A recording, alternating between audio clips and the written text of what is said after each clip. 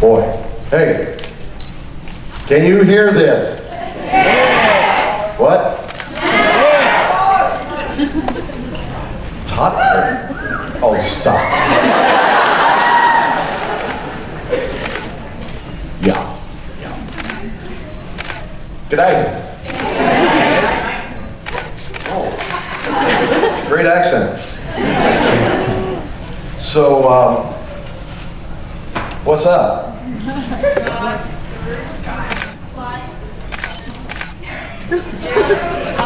You guys are really into cliches, aren't you? Well, this is a larger crowd than I had at yesterday's panel, which was, there were like 11 of them. And, but at least it doesn't smell like sewage in this room. That was, any survivors of that in here with me? Yeah. So, anyway, well, I'm really glad to be here in whatever this place is, and Melbourne, and for the third time in Melbourne, and I still haven't gotten out of downtown. So it has a very lovely downtown, but that's pretty much all I know about Australia. I haven't seen one kangaroo in Melbourne. I'm seriously disappointed. But, the zoo. We've got kangaroos in the Los Angeles Zoo.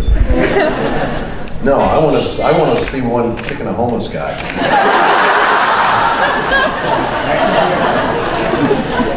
No, yeah. So, no, I don't. I don't want to see a homeless guy. There's this one in Vancouver I wouldn't mind seeing get kicked. Anyway, so, question and answer session, I guess. Anybody here have an answer? 42.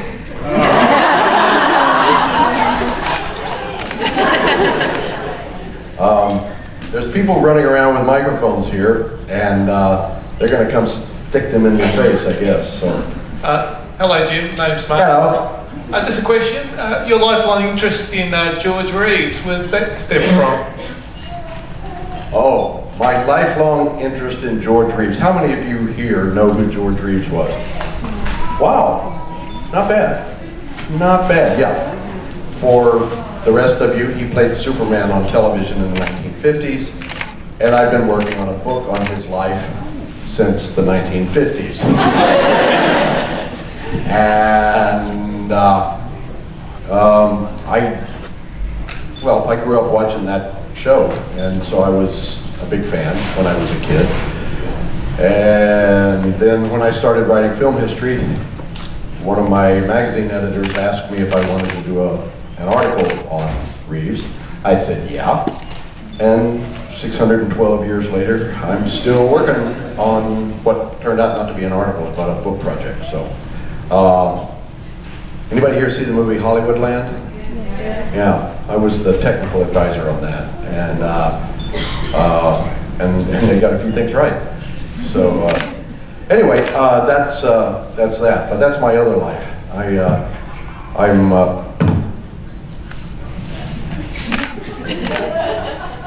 Something you'd like to share with everyone? Okay. Oh wait, that may be mine. I was listening to a baseball game. There's a baseball game going on in New York right now. So. Last I looked, it was Detroit. Anyway, yeah, I got into acting because I was interested in film history, and I couldn't find any film history courses, so I took theater courses because it was kind of close, and here I am. So that's what that connection is, but I've still got a lifelong interest in that side, and I spend a lot of energy working on film history projects, mainly for fun, because there ain't no money in it. You don't hear a whole lot about film history billionaires, or millionaires, or thousandaires, or 10 heirs. So, hi. Hi. Is that it?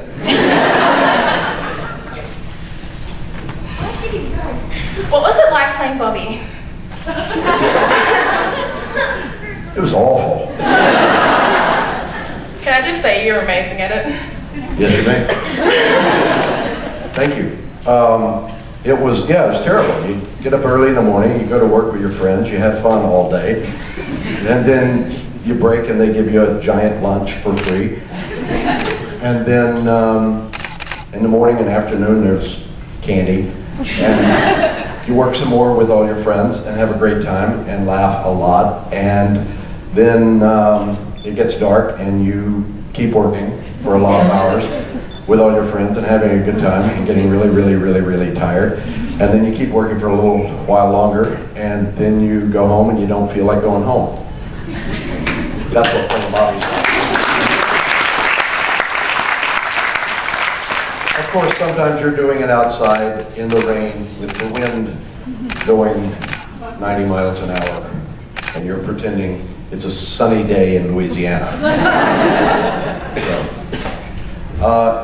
Weird. Yeah, Hi. hi. So you write a lot of amazing movie reviews. Like they're usually a bit older and especially westerns. Yeah. I was wondering, like, what is your favorite newer movie? Like something that's come out in the last few years, say the last 5 years. Last 5 years, my favorite movie in the last 5 years. Let me think. I see so many. But actually I don't see that many new ones. There aren't that many that I like, but.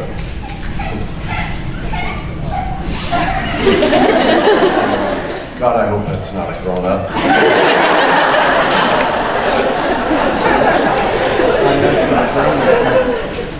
Or maybe I hope it is. Somebody's got a good whimper.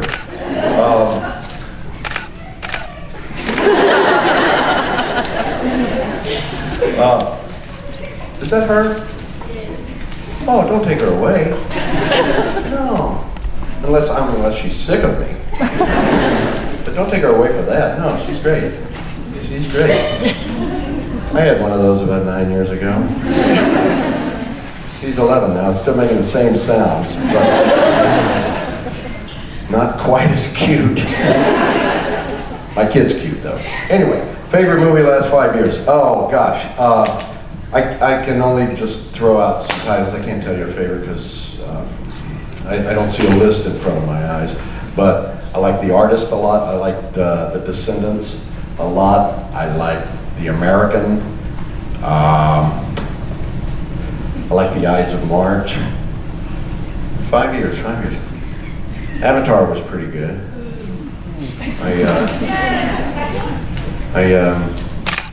Pardon? What'd you call me? Do you like the Avengers?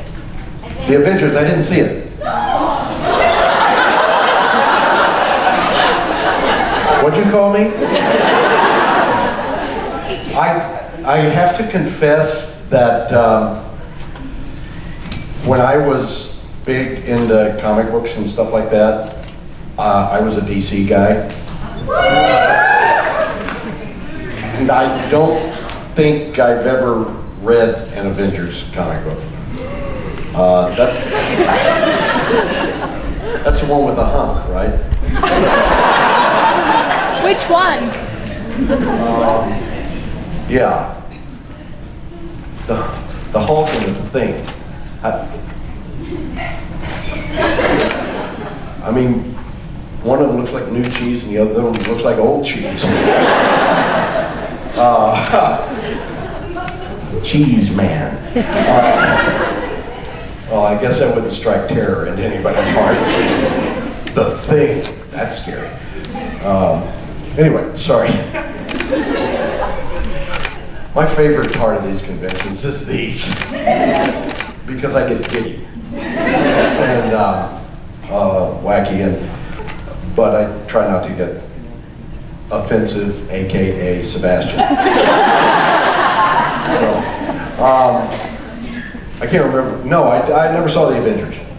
I did. I auditioned for the. I think it was an Avenger. No, maybe it was X-Men. The origin story, or the one with Jennifer Lawrence. Yeah. X-Men First Class. Yeah, right. X-Men First Class. I didn't get it. Jennifer Lawrence got it. So I could have fit that suit, man. Several times over. Next question. Where am I? Okay. Hi. Hey, how are you? Oh, hello. My question's about Deadwood. First of all, all the characters in that are historical figures. They're real figures. Not all of them, about half of them. Okay. How accurate actually is it to the to American history and that history of Deadwood? And second of all, how did they? It's a very engaging show to watch. What's the driving force behind that? Why is it so, different from everything else we watch? Even though it's kind of slow and not much happens, but it's.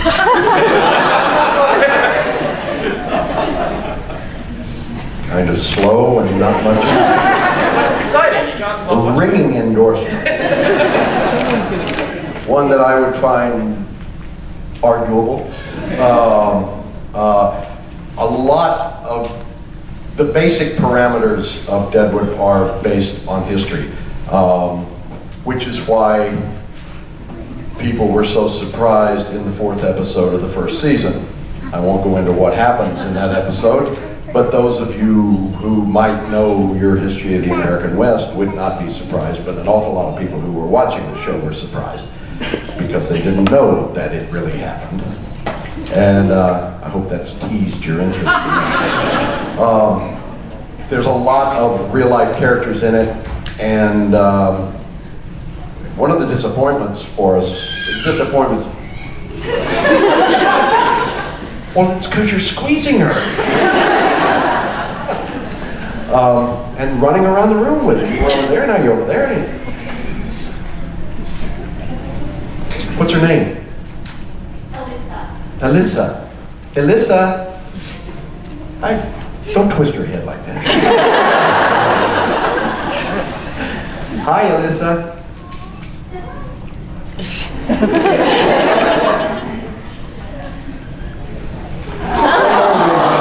I got away. Oh. I bet you're having fun, aren't you? Yeah, she's waving at everybody. Was I talking? Yeah, one of the things that was a little difficult for us, I won't say disappointing, but in the 3rd season, there's a really bad guy. And we couldn't kill him because he was real. And that would have messed up American history really badly if we had killed him. So, as to the second question, why is it so compelling even though nothing happens? Yeah. A lot happens. It's just not a lot of running and jumping and shooting and kicking, although we got some of that. The greatest fight scene I ever saw in a movie is in our 3rd season, and it's not a movie. But I think the main reason was that in that same episode I got naked.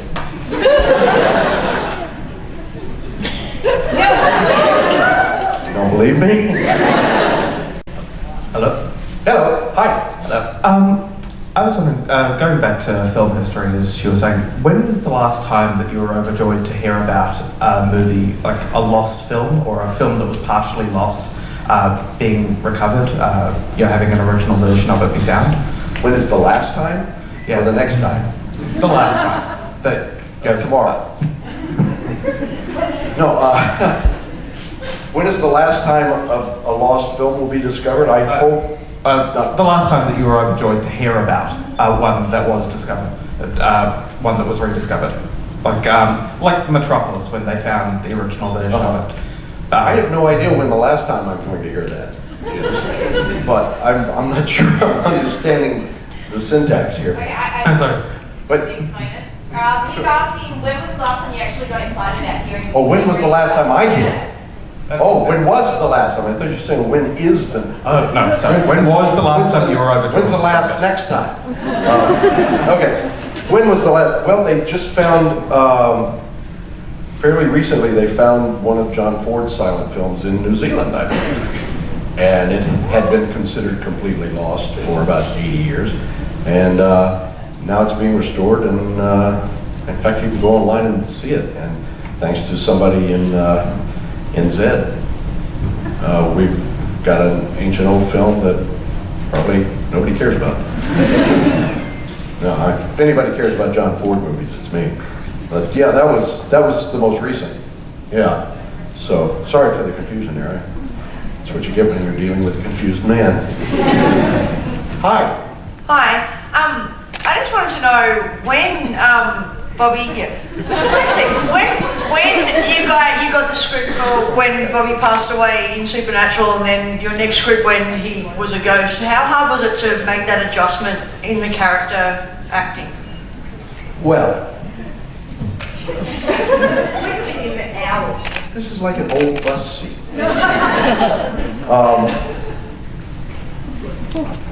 All right, class. Well, it was pretty easy for me to play a ghost because when they gave me the script about Bobby dying, I killed myself. No, I just cried for about 3 months and I didn't care.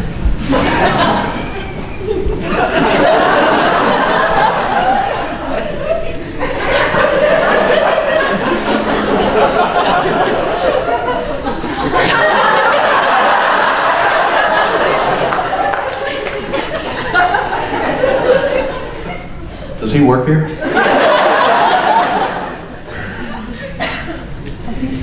Not that old.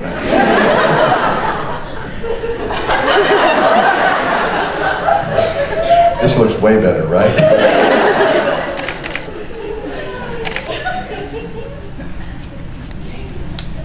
Thank you. Yeah, well, what was the question? It was something about...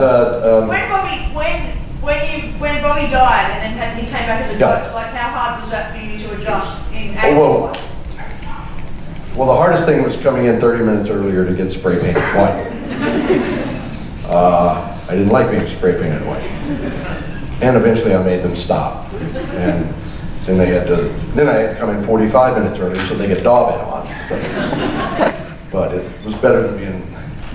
Somebody hits you with a cold spray at 6 o'clock in the morning. It's like, oh no. So, but adjustment-wise, other than that, it wasn't much of an adjustment, except that I had this new thing to play, which was this growing rage, and which wasn't really part of Bobby before. But I don't know. I just look at the pages and go, oh, I can do that. And, I'm probably not the best person to talk to about deep inner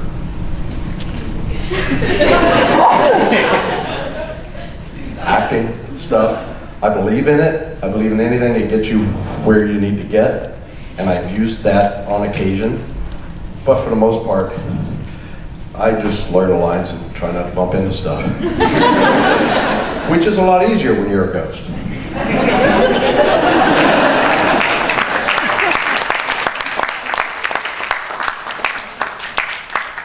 Yes?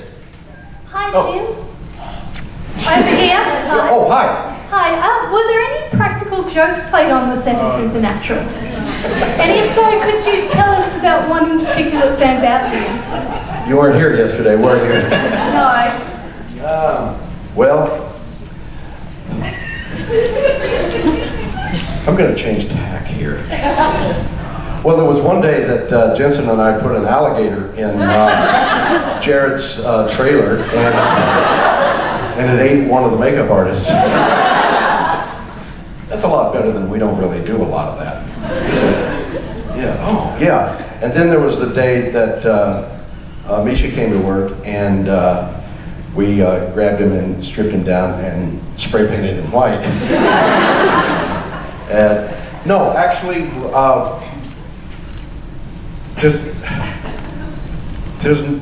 I can think of like 2 practical jokes in the entire run of the show, and you guys probably know about them. I mean, there's one of them that's in like a gag reel where the boys climbed up out of the hole and they poured water on them. And then there was the one where Misha lost a bet and had to pay off Jared and fill his trailer full of pennies. And then Jared filled Misha's car full of pennies. So, but, I mean, those were pretty good. Those were pretty good, but it's like I said to somebody yesterday, what's the biggest practical joke that was ever played at your work? You know, most of the time we're just working. We goof around, we laugh a lot, but there's not a lot of, oh, we're going to get so-and-so, and a lot of plotting and planning. And I know it would be a lot more exciting if we did, but... oh, the biggest practical joke I ever played, yeah. Well, that wasn't set out to be a practical joke. You know about the Abominable Snowman movie, right? Yeah. Yeah, huh? No? Raise your hands if you know about the Abominable Snowman. 12, 13. Okay. Well, that was... How many of you have seen season 7? Oh, I didn't realize it had run.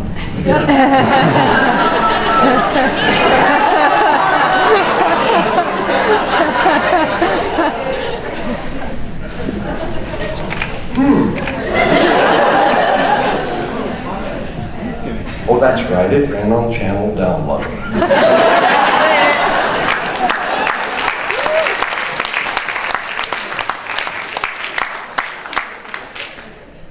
I got a pretty good laugh yesterday, too.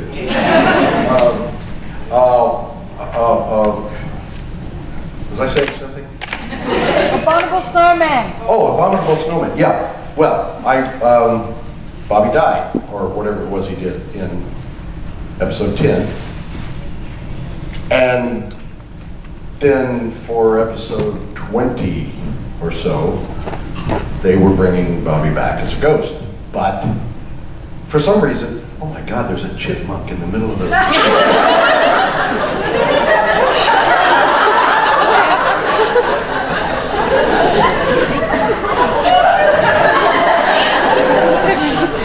If you fall asleep in a guy's panel, and you have one of those head things that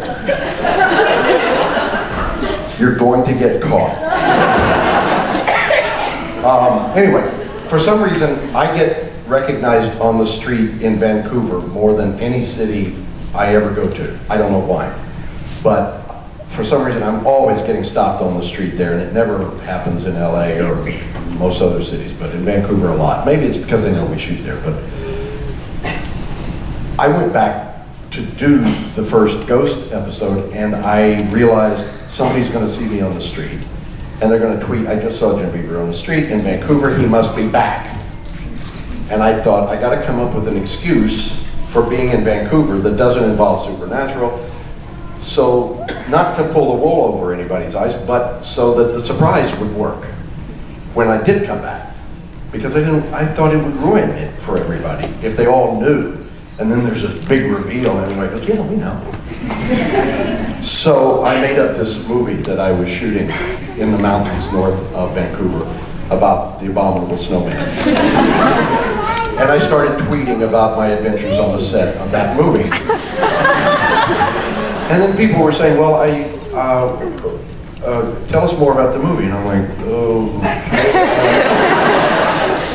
And I thought, I gotta figure out a way to make this convincing. So, thank you, Google Images. I started Googling imagery under the search term film crew snow. And I got all these pictures of film crews shooting in the snow. And I downloaded them and posted them to Twitter and said, "This is our production manager." Oh, here's the first shot of the film. We spent 5 hours getting this shot, and then we had to trash it and do it over again the next day. And oh, here's our sound guy. He forgot some of his equipment. He has to walk all the way back to camp. He had all this baloney.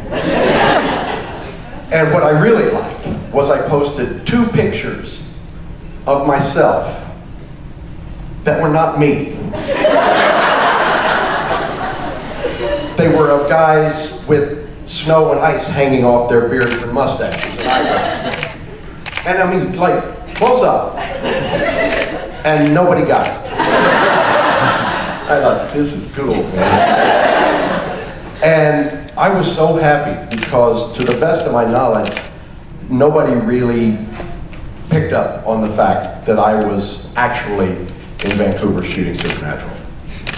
Until the first episode of my return came back, and I could hear jaws dropping all over the planet. And I thought, yeah, because that's how you deserve to have a surprising, dramatic turn, is have it be a surprise.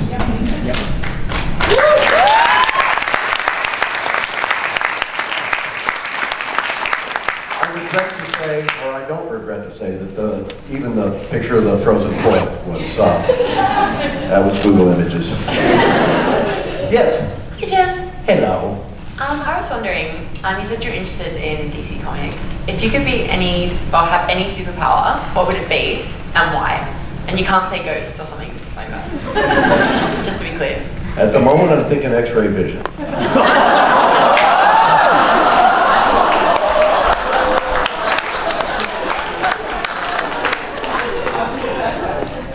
If you're going to set them up, I'm going to knock them over.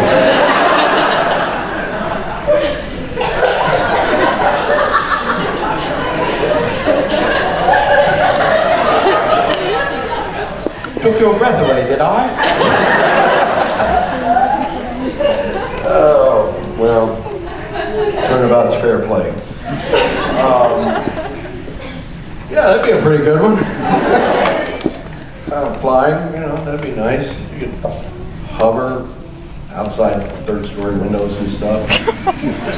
I'm giving a bad impression of myself. Yeah, I'm not really like that. So, yes, hi. Before this next question, I'd just like to say that I don't know this person at all. Oh, that's funny. She looks like your daughter. Hi, can you please do the Gangnam Style dance?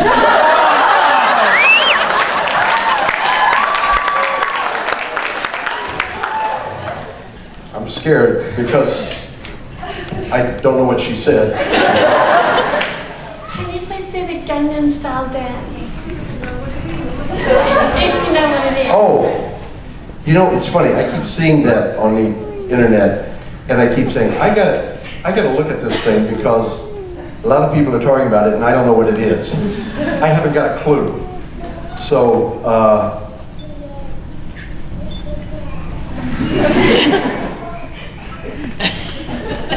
you're at it again, huh?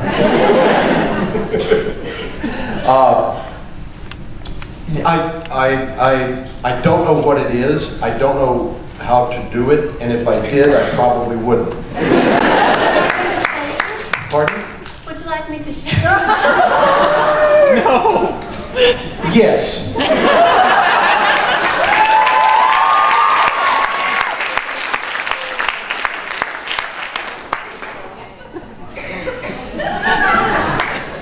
Was that it?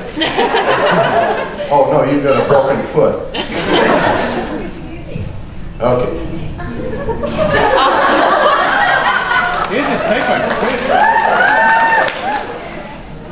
And your name for future edification? Rebecca. Rebecca. Okay. Let's see this. If you like that audio to the left over there, I can play the audio for you if you want to. Oh.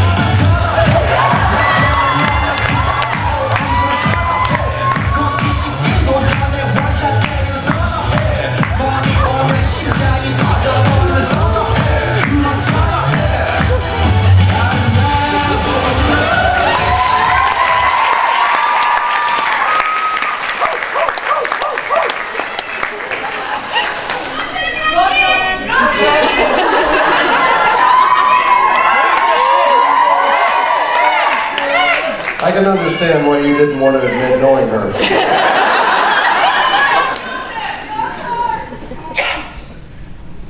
We used to do this when I was a kid in Texas. We called it rodeo. Not on your life.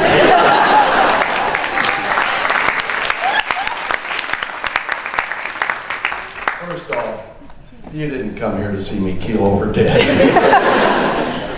Did you? No.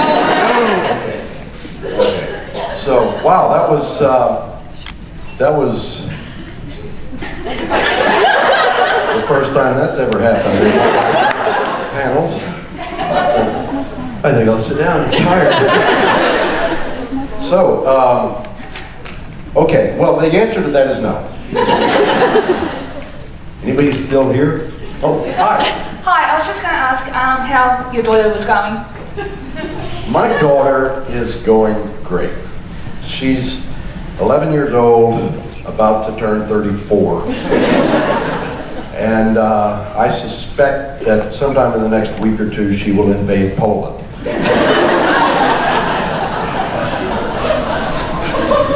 She's in the 6th grade. I don't know what the equivalent is here, but 11 years old.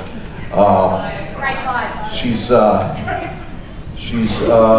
majoring in totalitarianism.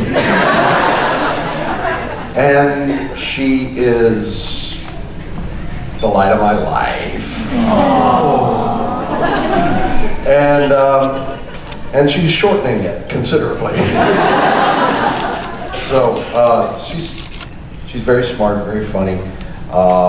She has a vivid imagination. If any of you have seen her Twitter account, she will hate me for this, but no, she is not the 11-year-old mother of 4 children.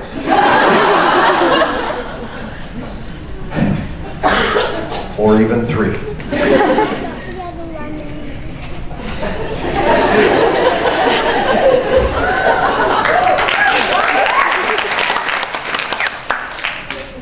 Who left these chairs lying around? No, she's doing great. She writes stories, and she's written nearly 300 short stories. She wants to be a rock star. And, but she doesn't really think music lessons are necessary. And maybe she's right. So, she plans to marry John Lennon. She knows. She doesn't care. I was telling somebody today that whenever we're out together and she spots an Asian woman, she yells, "Get away, Yoko, he's mine!"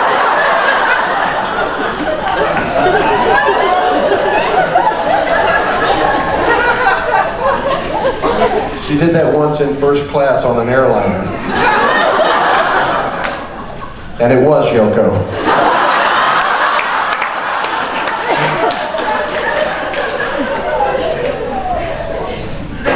That's a great joke. I wish it were true. But, yeah, hi. Hi. Hi. How are you? Okay. Nervous? Why? I'm the one in front of people. Oh, God, Christian.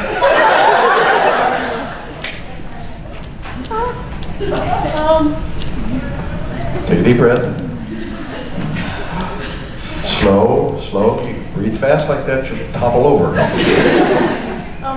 When you prepared for intense scenes with Jensen or Jared or Misha, how did you prepare yourself? How did I prepare for intense scenes with them? Not dirty. Did you say not dirty? I so wasn't going there.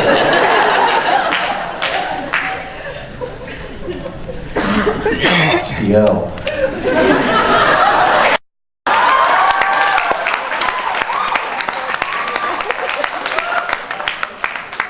That one took a moment, didn't it?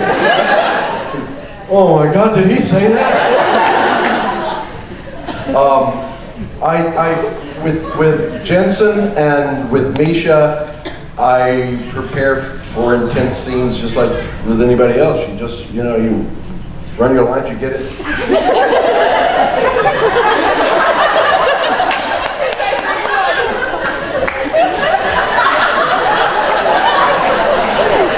What is this, hippity hop to the barbershop?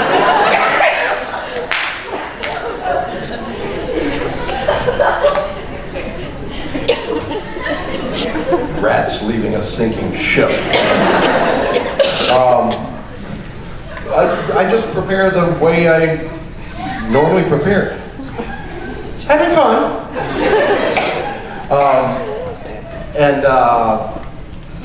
Learn my lines, show up on the set, and react to what I'm given. When I have an intense scene with Jared, I just try not to look at it.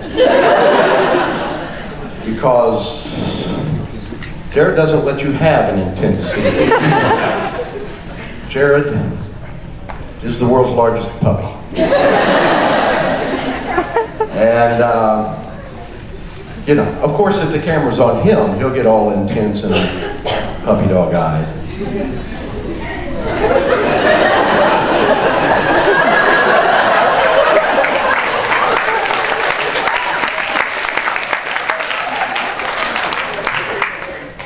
And then it's your turn. And he's behind the camera going, hey, hey, hey. While you're up there trying to win an Emmy. So, preparation is different depending on whom I am working with. Excuse me.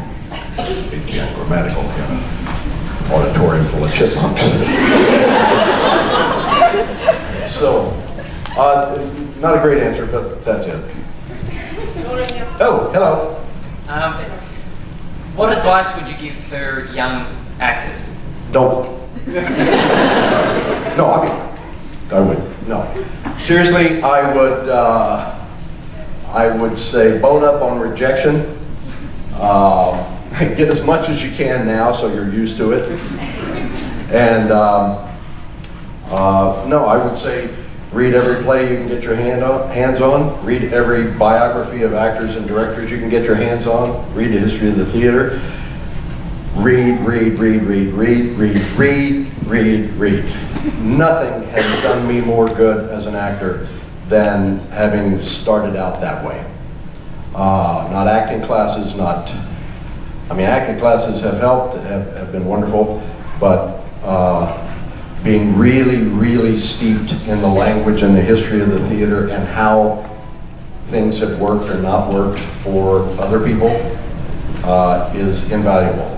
My actor friends, when I was starting out, used to laugh or kid or something because I read so many actors' biographies, and they thought, oh, he's starstruck, he's just, And it really wasn't that. It was reading page after page after page of the mistakes other people made, and knowing that one day I might be faced with the same situation, knowing that it would be good if I knew how not to make the same mistake. And it actually kind of worked, because I still get to do this, and I haven't been caught yet. So, the other thing is get yourself involved in a local theater, and by getting involved, I mean show up, offer to sweep up, clean the toilets, paint sets, hang lights. The more you make yourself cooperative and available and helpful, the more people will want to include you in their projects. And if they know what it is you want to do, then they will let you do it with them in their projects eventually. The people who just want to act and want to have it kind of handed to them, for the most part, never get anywhere. If you make yourself a part of the theater community, it will never let you down. Even if it doesn't ever get you a job, it'll give you an awful lot of people around you who know exactly what you're going through and will give you support when all those rejections come in. when I first went to New York, I auditioned, gosh, I don't know, maybe 10, 12 times a week for whatever local plays were going on. And I was there 3 years. I never got one single job in New York. But by the time I left New York, 3 years later, I didn't care about not getting parts. I was so used to it. It was, okay, oh, I didn't get that one. Or